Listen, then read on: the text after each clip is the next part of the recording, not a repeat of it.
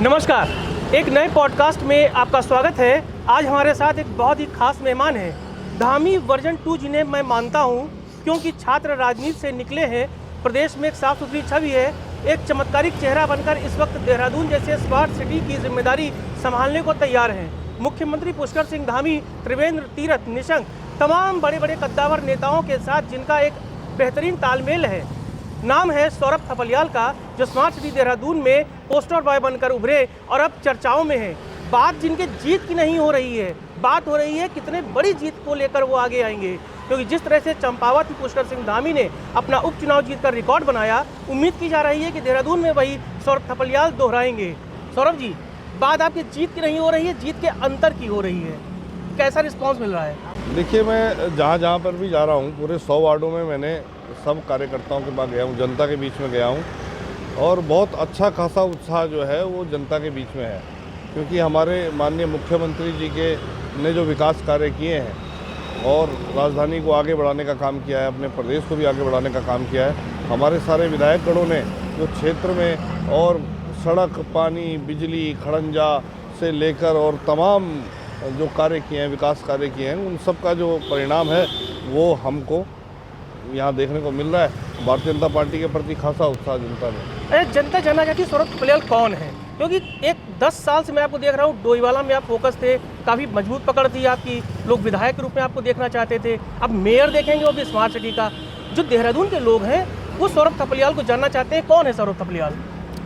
देखिए, देहरादून शहर में, क्योंकि मैं डीएवी कॉलेज में छात्र राजनीति करी है और डीएवी कॉलेज ये करणपुर में अपना शहर के बीचों बीच स्थित है और यहाँ मैं छात्र संघ का महासचिव भी रहा हूँ, उसके बाद अगले बार छात्र संघ का अध्यक्ष भी रहा हूँ। और डीएवी कॉलेज जो है उसका जो क्षेत्रफल है, जो उसके जहाँ उसके वोटर्स रहते हैं, वो विकास नगर से लेकर और जो बहुतायत में रहते हैं, होने को तो मुजफ्फरनगर तक भी इसके जो वोटर्स रहते हैं, इसके जो वोटर्स हैं वो बहुत बड़ी संख्या में, कोई छोटी मोटी संख्या में नहीं, वो अपने नॉर्थ ईस्ट की तरफ भी रहते हैं। जी। आपके हिमाचल प्रदेश, पंजाब के भी बहुत सारे वोटर्स हैं। और जिस समय मैं डीएवी कॉलेज का महासचिव था, अध्यक्ष था, उस समय यहाँ की जो स्ट्रेंथ होती थी वो 34,000 के आसपास होती थी। 34,000 बच्चे पढ़ता था एक साल में, तो पूरे देहरादून उसमें कवर होता था। देहरादून के जो पुराने जितने भी अपने लोग हैं सब लोग जानते हैं। और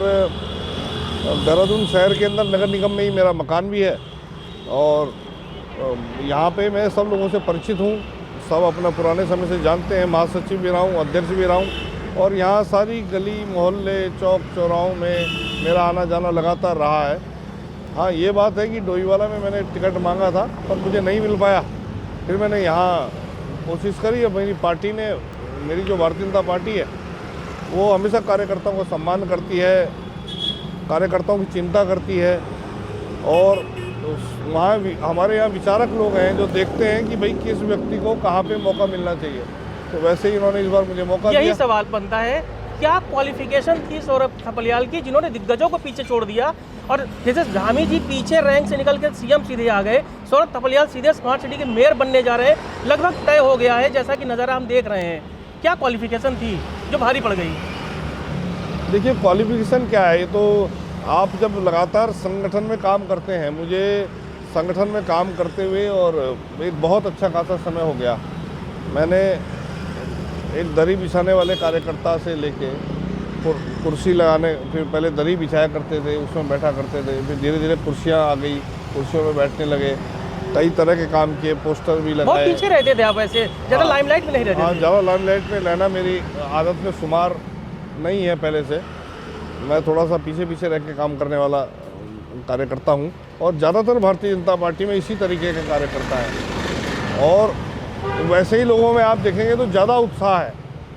जो भारतीय जनता पार्टी में पीछे पीछे रह के और मेन काम करते हैं, ऐसे लोग खासे उत्साहित हैं। तो उन्होंने कहा हमारे जैसे एक आदमी को आज भारतीय जनता पार्टी ने इतना बड़ा मौका दिया, उसको टिकट दिया है, और निश्चित तौर पर ये उनके लिए भी खुशी की बात है। और बाकी पूरे भारतीय जनता पार्टी में खासा उत्साह है जनता के अंदर, क्योंकि जनता के बीच में हमेशा रहें। देहरादून में ऐसा नहीं कि मैं डोईवाला में मैं वहाँ पे तैयारी करी, तो यहाँ भी अपने सारे मित्र लोग सब थे, उनसे मैं लगातार संपर्क में रहता था। उनका कोई भी काम होता था मेरे से, उनको कोई भी प्रकार की सहायता होती थी तो मैं उनके साथ खड़ा रहता था। तो उन सब चीज़ों को फ़ायदा मिलता है। अरे जब आपको टिकट मिला, घर वालों का क्या रिएक्शन था? क्योंकि सबसे बड़ी खुशी होती है परिवार की। जब आपको फ़ोन आया कि आप लड़ने जा रहे हैं, कैसा रिस्पॉन्स घर वालों का था?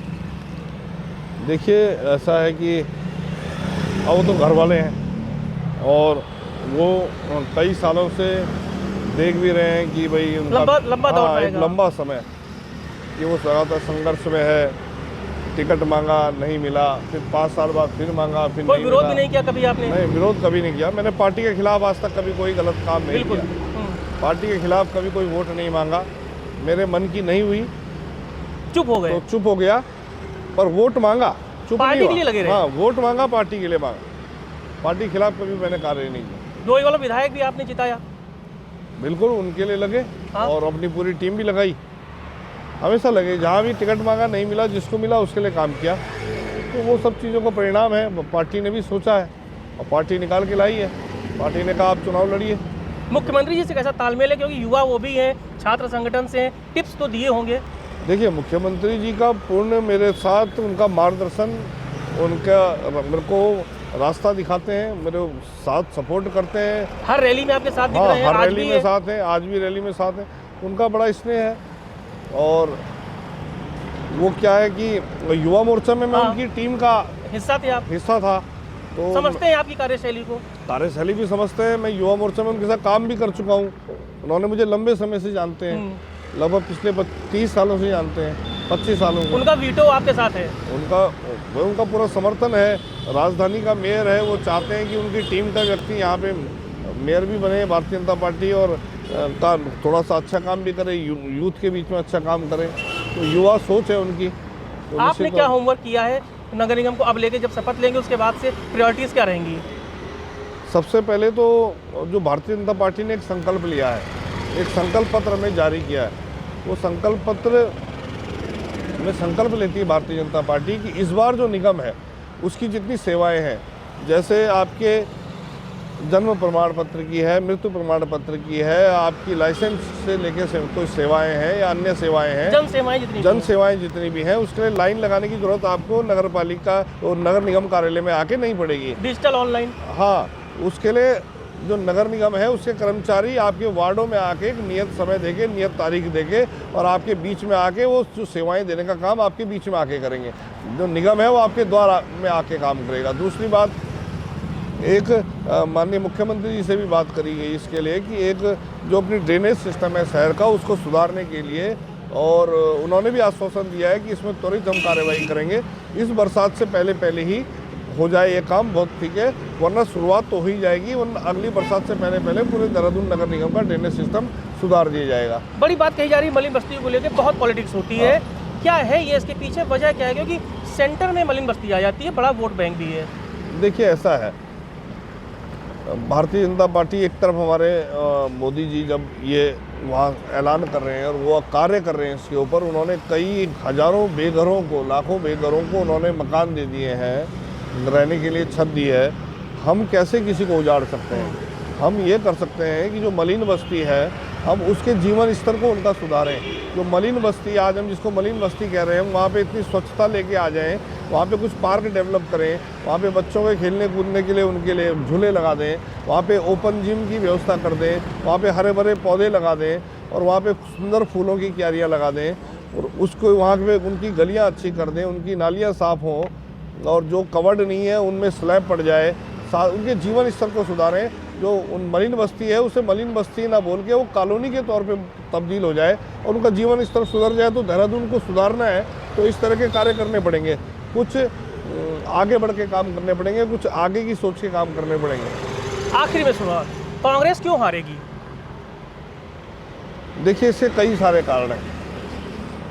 एक तो हमारे देहरादून की जनता को पता है, जानती है, बहुत संभ्रांत जनता है, समझती है कि ट्रिपल इंजन की सरकार बनेगी तो यहाँ विकास निर्बाध गति से बढ़ता रहेगा। विकास की जो गंगा है, जो हमारे विधायकगणों ने पूरे क्षेत्रों में बहाई हुई है, वो और तेज गति उसको मिलेगी। और साथ साथ हमारा विजन है, हमने संकल्प पत्र एक दिया है, संकल्प पत्र जारी किया है, संकल्प पत्र भी मेरी जेब में है। तो संकल्प पत्र जो हमारा है, हमने जो संकल्प लिए हैं वो घोषणा पत्र नहीं है, संकल्प पत्र है। मतलब हम संकल्प लेते हैं कि 5 साल के अंदर हमारे ये कार्य होने जाएंगे। वो दस्तावेज के तौर पे है, वो सारी जनता के बीच में है, आप सब लोगों के पास है, आप लोग पूछ सकते हैं। और उसके लिए हमने ये भी सोचा है कि 3-3 महीने में एक बार बैठेंगे, रिव्यू करेंगे। हाँ, 3 या 4 महीने में एक बार बैठेंगे और कितना हमने किया है छोटे छोटे टारगेट लेकर उसमें आगे बढ़ेंगे। इस कार्य को हमें करना है। बाकी तो जनता समझदार है, समझती है। हम जो कह रहे हैं वो करके हम दिखाने में यकीन करते हैं। हमारा नीयत साफ़ है, कुछ करने की इच्छा है। जनता आशीर्वाद देगी तो निश्चित तौर पे, पर जनता आशीर्वाद दे पर पूरा आशीर्वाद दे, क्योंकि ऐसा ना हो कि बहुमत का बोर्ड होना चाहिए। ऐसा ना हो कि मेयर जीत जाए और पार्षद के जो हमारे प्रत्याशी हैं वो कई संख्या में कम रह गए तो फिर मेयर भी कुछ नहीं कर पाएगा। आपकी नज़र उन वार्डों पर भी है? उन वार्डों पर सिर्फ अपनी सीट पर नहीं, नहीं अपनी सीट नहीं, पूरे 100 के 100 वार्डों में उनको भी बहुतायत से जीता के लाए। पिछला रिकॉर्ड तोड़ने जा रहे हैं? पिछला रिकॉर्ड बिल्कुल उससे ज़्यादा हमारे पास आए, हम और अच्छा काम कर पाएंगे। हम देहरादून शहर को अच्छा बनाना चाहते हैं, आगे ले जाना चाहते हैं, खूबसूरत बनाना चाहते हैं। हमारे मुख्यमंत्री धामी जी का भी विजन है कि 2025-26 में देहरादून को अग्रणी, देश में अग्रणी नगर निगमों में लाना है। आखिर में कांग्रेस संगठन जिस तरह से बिखरा हुआ है, उसका जो कुप्रभाव है आपकी जीत पर, उसका प्रभाव पड़ेगा, ऐसा लग रहा है? देखिए, अब उनके विषय में मैं क्या कहूँ, उनका प्रत्याशी आपका अच्छा मित्र है, जैसी तस्वीरें वो सोशल मीडिया में देखी गई। वो हमारे मतलब मेरे से सीनियर रहे हैं, बड़े भाई हैं। हमारी विचारधारा अलग है। हाँ। उनकी विचारधारा, हमारी विचारधारा अलग है। हम कॉलेज में भी आपस में एक दूसरे के खिलाफ चुनाव लड़ते आए हैं और ईश्वर की कृपा से वहाँ भी हमको कॉलेज में भी हमेशा जीत मिलती आई है। तो इस बार भी यहाँ पूरे क्षेत्र में पटकनी दे देंगे। पटकनी देंगे बिल्कुल, निश्चित तौर पर। कांग्रेस कितना बड़ा रोल अदा कर रही है जो बिखरी हुई है? कांग्रेस जी कांग्रेस के विषय में मैं क्या बता सकता हूँ, पर मुझे इतना पता है कि भारतीय जनता पार्टी के 100 के 100 वार्डों में इतनी मजबूत संगठन हमारा है, इतनी मजबूत टीम हमारी है कि हमारे आगे वो बिखरी हो चाहे ना बिखरी हो, हमें उससे फर्क नहीं पड़ता। हम बहुत बड़ी जीत दर्ज करने वाले। आखिर में हमारी जनता से आप क्या अपील करेंगे, क्योंकि अगले 48 घंटे में कमल के फूल पर वोट लगाने जा रही है अगर जनता, तो आपको जरूर सुनना चाहेगी, क्या अपील करेंगे? देखिए, मैं तो यही अपील करना चाहूँगा कि अगर इस शहर को और आगे बढ़ाना चाहते हैं, क्योंकि भारतीय जनता पार्टी की प्रदेश में भी सरकार है, उनका पूर्ण रूप से आशीर्वाद हमारे ऊपर रहेगा। ये ट्रिपल इंजन की जो सरकार है, ये अपने इस देहरादून का जो ख्याति है इसको और बढ़ाना चाहती है, पूरे देहरादून को भयमुक्त करना चाहती है नागरिकों को। उसके लिए सीसीटीवी कैमरे भी हम लगाने जा रहे हैं, जिससे कि अपराधियों में भय हो, महिला सुरक्षा हो, और देहरादून को खूबसूरत बनाना है और पर्यटन के मानचित्र पे भी कहीं ना कहीं इसको आगे बढ़ाने का काम करना है। कुछ होम स्टे के प्रोजेक्ट जो हैं उसमें प्रॉपर्टी टैक्स में छूट देने से लेके सरकार तमाम तरह के संकल्प हमारी जो है ये सरकार ले चुकी है। तो देहरादून को आगे हम बढ़ाना चाहते हैं, तो इसमें आप लोग भी सहयोग कीजिए और पार्षदों को भी बड़ी संख्या में जिता के भेजिए ताकि मजबूत बोर्ड बने और हम लोग आपके साथ मजबूती से काम कर सकें, कंधे से कंधा मिलाकर आपका सहयोग कर सकें। देखिए, ये है सौरभ थपलियाल, मुख्यमंत्री पुष्कर सिंह धामी की उपलब्धियां, संगठन की मजबूती और सौरभ थपलियाल की इमेज जो 100 में और बड़े ही मिलनसार व्यक्तित्व की रही है, उसका अगर त्रिवेणी को मिला लिया जाए तो कमल का खिलना लगभग यहाँ उत्तराखंड में, देहरादून में तो कम से कम तय माना जा रहा है। उम्मीद ये की जानी चाहिए कि जब मेयर बनकर सौरभ थपलियाल कुर्सी पर बैठेंगे तो नगर निगम देहरादून की जो स्मार्ट योजनाएं हैं वो एक बार फिर रफ्तार पकड़ेंगी और एक नए सौरभ थपलियाल को हम देखेंगे। अगले पॉडकास्ट में फिर मिलेंगे, तब तक के लिए नमस्कार।